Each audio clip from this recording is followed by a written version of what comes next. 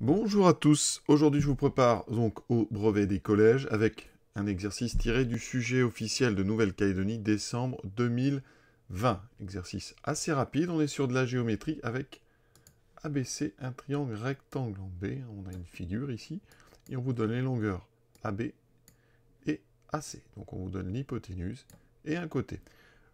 Première question, calculer la longueur BC. Première chose à faire toujours, c'est coder rapidement la figure et mettre les informations dessus. Donc on a déjà l'angle droit qui est indiqué. On connaît AB et on nous donne AC. Triangle rectangle, calcul de longueur. On est soit dans la trigonométrie, soit dans Pythagore. Donc ici, il est question du théorème de Pythagore. Théorème donc de Pythagore. Alors quand on utilise le théorème de Pythagore, toujours bien préciser dans quel triangle et où est l'angle droit. Donc théorème de Pythagore dans le triangle ABC, rectangle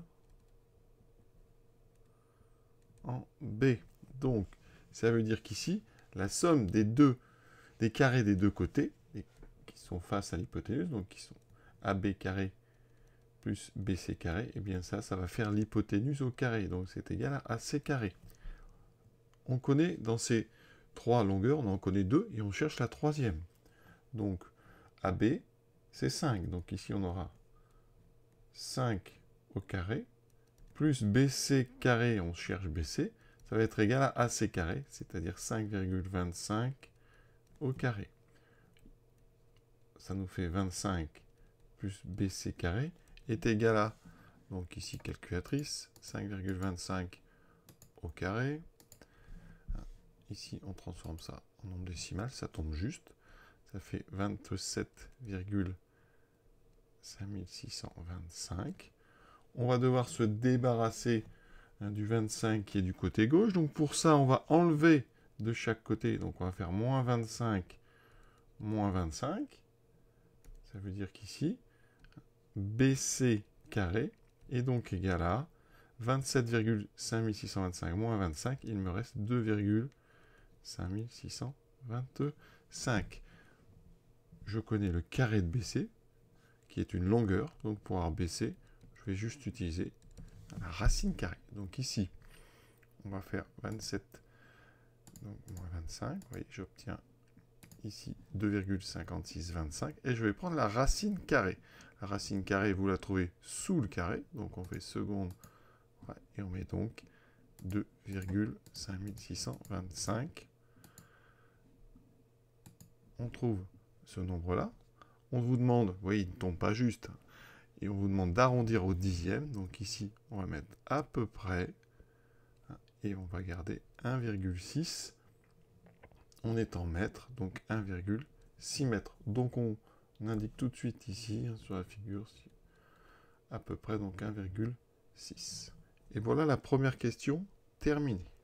Donc important, vous appliquez le théorème de Pythagore, vous citez le triangle et l'angle droit, et le point où est l'angle droit. Et après, vous appliquez tranquillement la propriété. C'est vraiment important d'être rigoureux et de toujours préciser les objets dans lesquels vous travaillez, que ce soit pour le théorème de Pythagore, pour le théorème de Thalès et autres. Donc on fait très attention et faites bien les calculs tranquillement. J'insiste aussi sur le 25. Donc pour enlever ce 25, il faut enlever des deux côtés 25. Donc on doit faire moins 25 à gauche, moins 25 à droite.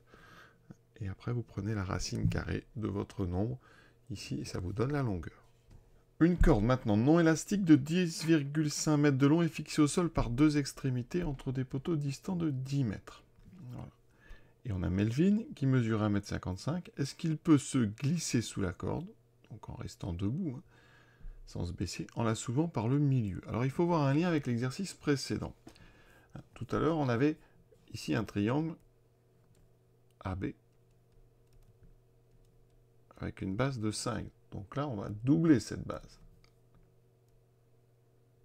Ça représente en fait les deux extrémités. A, c'est l'extrémité de gauche. B, c'est l'endroit où va se mettre Melvin. Et donc vous avez un troisième point ici, je vais l'appeler C, qui est à droite. On a réussi à montrer que ici, on pouvait tracer un triangle rectangle avec une hypoténuse de 5,25. Et ensuite, donc, de l'autre côté, par symétrie, on a la même chose, 5,25 avec un angle droit ici. Et la hauteur de ce triangle, que je vais appeler ADC, eh bien cette hauteur, on a vu que c'était à peu près 1,6. Donc, ça veut dire que Melvin peut prendre la corde, la tendre à 1,6 mètres d'eau à peu près. Vous aurez bien, vous voyez, ce qu'il faut bien voir, c'est que 5,25 plus 5,25, ça fait 10,5 mètres. Donc, en tendant la corde au-dessus de lui, à 1,6 mètres, c'est-à-dire à 5 cm de plus que sa taille, eh bien, il arrive à justement tendre la corde avec 5,25 mètres de chaque côté qui la relie aux deux extrémités, ici A et C. Donc effectivement, la réponse c'est oui. Parce que 1,55, c'est plus petit donc, que notre à peu près 1,6 mètres. Et donc, ça veut dire qu'en ayant réalisé, donc, en ayant tendu la corde, eh bien, vous allez trouver Melvin ici. Et il aura, on va dire, 5 cm de marge à peu près pour se glisser sous la corde.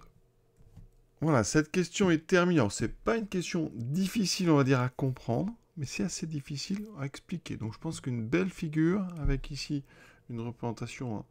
Bon, moi, j'ai mis en bleu clair de Melvin avec ce 1,55 que vous pouvez glisser en dessous des 1,6. Ça peut largement suffire. Évidemment, vous indiquez que oui, il peut passer, parce que 1,55 m, c'est plus petit que 1,60 m.